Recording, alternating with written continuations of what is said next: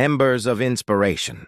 The ancient wooden loom creaked under Francesca Donati's delicate touch, a familiar melody that had accompanied her since childhood. Morning light filtered through the dusty windows of the cramped workshop tucked away in a forgotten corner of Florence's artisan district. At 28, her fingers already told stories of dedication, calloused yet precise, moving with practiced rhythm across the threads that would become something beautiful. Signorina Donati. Another bill, Marcello, the delivery boy, announced, sliding an envelope under the doorway before disappearing into the bustling street. Francesca didn't need to open it to know what awaited inside. Her grandfather's medical treatments grew more expensive each month, the cost of keeping his heart beating a constant reminder of how precarious their existence had become. "Grazie," she whispered to the empty room, allowing herself only a moment's pause before returning to her work, the textile piece taking form beneath her hands combined. Traditional Florentine patterns with a technique she'd developed herself, threads of different textures and weights interwoven to create fabrics that seemed almost alive, catching light and shadow in ways that made them appear to breathe. It was unlike anything the conservative shop owners in the tourist district would display, which was precisely why her creations remained hidden in this workshop, admired only by the occasional stray cat. "You work too hard." "Piccola," came a raspy voice from the doorway, separating the workshop from their modest living quarters. No, you should be resting," Francesca chided gently, moving quickly to guide her grandfather back to his chair. Giuseppe Donati, once Florence's most sought-after master weaver, now appeared fragile as the antique silks he once handled. His weathered hands trembled slightly as he reached out to touch the fabric on her loom. This is remarkable," he whispered, eyes widening. "You've done something entirely new with the cross-threading. How did you manage the tension without breaking the fibers?" Francesca smiled, her exhaustion momentarily forgotten. "I soaked them in that mixture of olive oil and beeswax you taught me about, but I added something else. Lavender extract. It makes the threads more supple." Giuseppe's eyes glistened. "Innovation within tradition. This is what the great houses have forgotten." The bell above the shop door jingled, startling them both. "No customers ever ventured this far from the main streets. We're closed," Francesca called out, stepping protectively in front of her grandfather. A tall figure moved into the workshop, his expensive suit immediately out of place among the humble surroundings. Dark eyes surveyed the room with calculated interest before settling on the textile piece glowing in the morning light. "I was told I might find something extraordinary here," the stranger said, his English accent clipping each word precisely. "I believe I have." Thomas Blackwood had arrived, and with him the winds of change that would transform Francesca's world entirely. Woven promises, Thomas Blackwood's presence transformed Francesca's humble workshop over the following weeks. His reputation preceded him, heir to Blackwood Luxury Group, the British conglomerate that had revitalized dying fashion houses across Europe. Where others saw obsolete craftsmanship, Thomas recognized untapped markets. "Your technique creates dimensionality I've never seen," he said, running his fingers across her latest creation. "The industry has been searching for innovation that honors tradition. You've achieved both." Francesca remained cautious. "These pieces take time, Signor Blackwood. They cannot be rushed or mass-produced." "Call me Thomas," he insisted, his smile softening the sharp lines of his face. "And that's precisely their value. Exclusivity." He placed a contract on her workbench. "I'm proposing a partnership. Blackwood will provide resources, market access, and protection for your intellectual property. You create. Together, we'll build a luxury atelier under your name." The figures on the document made Francesca's hands tremble. This would cover Nono's treatments for years, perhaps even the experimental procedure his doctor had mentioned. "I need time to consider," she said. Though her heart raced with possibility, Thomas nodded. "Of course. But creativity like yours shouldn't remain hidden." Before leaving, he added, "Your grandfather was once renowned throughout Italy. Let me help his granddaughter achieve global recognition." That evening, as Francesca prepared Giuseppe's medications, she noticed something different in his expression. "He reminds me of myself at his age," her grandfather mused. "Ambitious, recognizing quality instinctively. You don't think it's too good to be true? Giuseppe's laugh dissolved into a cough. Most opportunities are, Piccola, but sometimes fear of being hurt keeps us from reaching what we deserve. 3 days later, Francesca signed the contract. Within a month, she moved operations to a restored 16th-century palazzo in central Florence. Thomas provided materials she'd only dreamed of working with: rare silks, ethical cashmeres, experimental sustainable fibers. Her workshop expanded to include 4 apprentices, young artisans eager to learn her methods. Thomas visited often, sometimes watching her work in silence for hours. Their professional relationship evolved into something more complex, as late-night design discussions transformed into shared meals, walks through Florence's gardens, and eventually stolen kisses beneath Renaissance archways. "Your passion inspires me," he whispered one evening as they stood on the terrace overlooking the Arno River. "I've spent my life surrounded by beauty manufactured for profit. You create from your soul." Francesca leaned into him, allowing herself to believe that perhaps love and ambition could coexist without sacrifice. Her first collection debuted during Milan Fashion Week. Critics praised Donati's revolutionary textiles as breathing new life into a stagnant industry. Orders flooded in from luxury retailers worldwide. Giuseppe attended the show in a wheelchair, tears streaming down his face as models walked the runway draped in his granddaughter's creations. That night, celebrating in their hotel suite, he pressed something into Francesca's palm, her mother's pearl necklace she'd sold years ago. "Thomas found it," Giuseppe explained. "Tracked down the buyer and repurchased it." The pearls gleamed in the lamplight, a symbol of sacrifices redeemed. "He understands what matters," her grandfather said softly. Francesca nodded, unaware that understanding and honoring were entirely different matters, and that Thomas Blackwood had mastered only one. Threads unraveled. The Tokyo showroom buzzed with excitement as journalists and buyers crowded around Francesca's exclusive exhibition. 1 year into their partnership, Donati textiles had become fashion's most coveted material, featured in collections of legendary design houses and worn by royalty. "Your success exceeds even my optimistic projections," Thomas murmured, his hand resting possessively at the small of her back as photographers captured them together. The industry press had romanticized their partnership. The textile savant and the business visionary, creativity and commerce in perfect harmony. Harmony, however, required transparency. The first discordant note came during an interview with a technical journal when the reporter asked about Blackwood's innovative cross-threading technique. "You mean Donati's technique?" Francesca corrected. The journalist appeared confused, pulling out her notes. "But the patent application lists Thomas Blackwood as primary inventor, with your contribution noted as artistic input." That evening, Francesca confronted him in their hotel suite. "There's no patent application. We agreed my methods would remain trade secrets." Thomas loosened his tie, unruffled. "The company's legal team advised otherwise. Intellectual property needs protection. Under your name?" Her voice rose. "My techniques are generations of knowledge combined with my own innovations." "Francesca," he sighed, as though explaining to a child. "Corporate applications require a principal entity. Blackwood Luxury Group is that entity. Everything is legally protected under our partnership agreement." She remembered signing multiple addendums in recent months, trusting his explanations without scrutinizing the fine print. The second betrayal revealed itself in Beijing 2 weeks later. Walking through a market district, Francesca froze before a shop display. Garments bore unmistakable hallmarks of her technique, but cheaply executed, mass-produced approximations. That night, she searched Thomas's laptop while he attended a business dinner. His emails confirmed her suspicions. Blackwood had licensed a simplified version of her technique to 3 manufacturing conglomerates, describing it as inspired by traditional methods but technically distinct from Donati exclusives. The final blow came when she returned to Florence unexpectedly, hoping to find comfort working alongside her grandfather.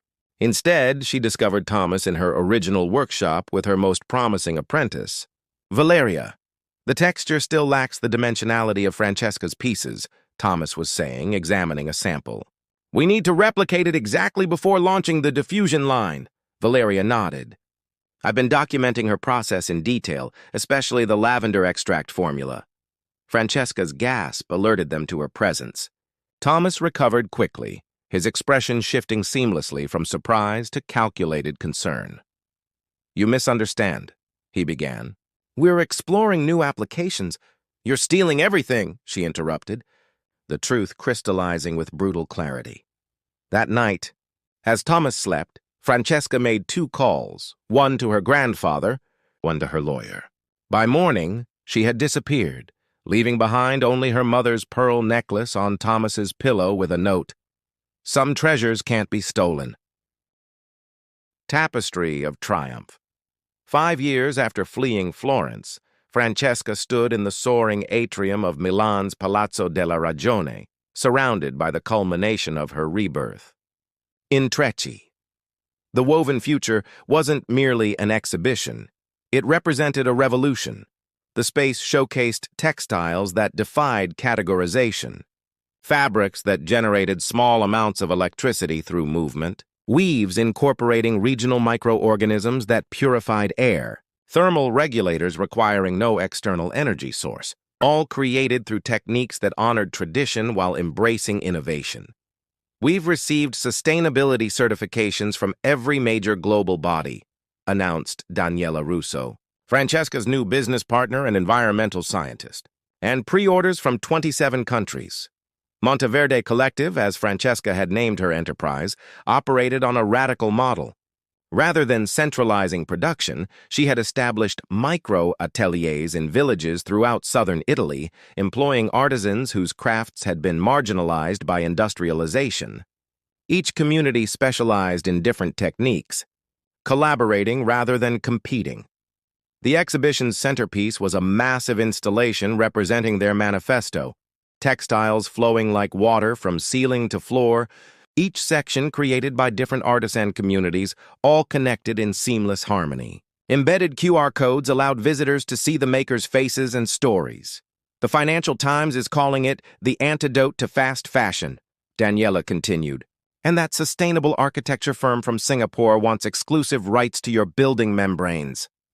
Francesca nodded, only half listening. Her attention had caught on a familiar figure entering the exhibition, Thomas Blackwood, accompanied by industry executives. 5 years had etched new lines around his eyes, a hardness that hadn't been there before.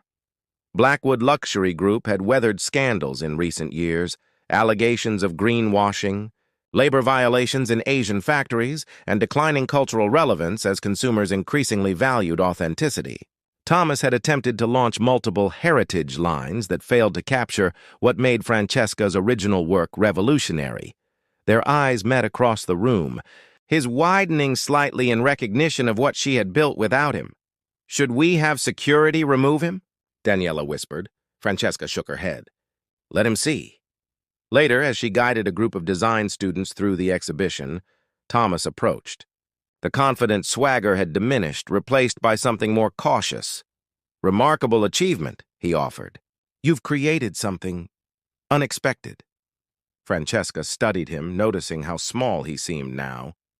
Did you come to apologize or to scout for ideas to appropriate? His smile tightened. Actually, I came with a proposal. Blackwood could provide the global infrastructure to scale what you've built. A second chance at partnership with more favorable terms. A laugh escaped her, genuine, without bitterness. You still don't understand. This isn't about scale or market share. She gestured toward the exhibition. Every piece carries the hands that made it. That connection can't be mass-produced. You're limiting your potential, he argued. Together, we could transform the entire industry. Giuseppe appeared at Francesca's side, healthier than he'd been in years, supported by a cane carved by Monteverde's woodworker. Some people transform through accumulation, he said, eyeing Thomas critically. Others through elevation. As Thomas departed, Francesca felt the final thread of their entanglement sever. Her grandfather squeezed her hand, pride illuminating his weathered face. That evening, as the exhibition closed, Francesca wandered alone through the installation. What began as her personal restoration had evolved into something greater, a community, a movement, a new way forward that honored what came before. Her phone buzzed with a message from Daniela. The New York Times just published their review. They're calling you the architect of fashion's sustainable future. Francesca smiled, running her fingers along the textiles surrounding her. Success tasted sweeter without compromise, and revenge had taken the form not of destruction, but creation. She had built something Thomas could never dismantle or claim, a legacy woven with integrity, stronger than any thread she had ever handled. Looming rebirth. The village of Monteverde clung to the Calabrian hillside like an ancient nesting bird, its stone buildings weathered by centuries of sun and salt air. Here, Francesca's maternal grandmother had been born, part of a lineage of weavers predating even Florence's textile guilds. "You have her hands," remarked Bianca Ferraro, the village elder who had agreed to house Francesca in her modest home overlooking the Mediterranean. At 87, Bianca maintained the community's only remaining traditional loom, preserving techniques that modern Italy had nearly forgotten. Monteverde was where Francesca had fled 3 months ago, leaving behind the wreckage of her partnership with Thomas. Her lawyer reported that Blackwood was leveraging every clause of their contract, claiming ownership of all work created during their collaboration. The fashion world buzzed with speculation about her disappearance, with Thomas playing the role of concerned partner, suggesting creative exhaustion had driven her to seek seclusion. In truth, Francesca had never felt more clear-headed.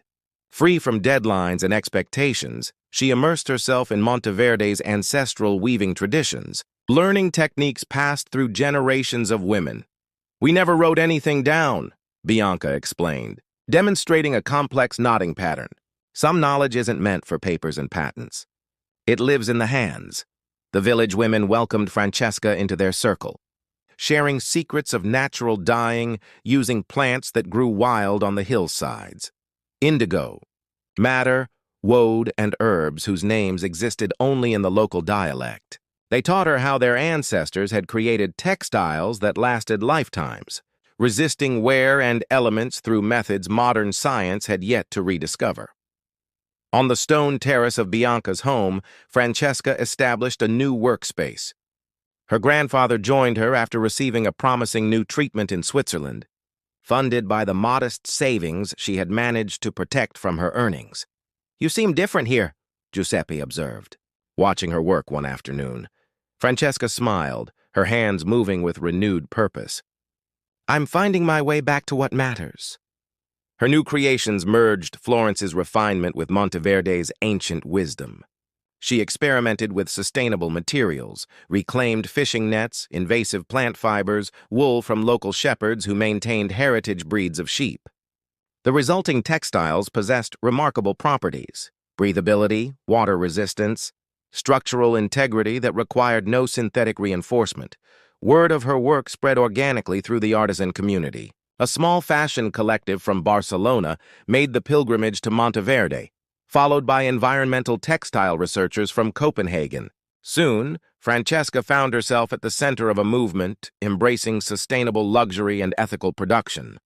One evening, as Mediterranean twilight painted the hills in lavender and gold, an unexpected visitor arrived.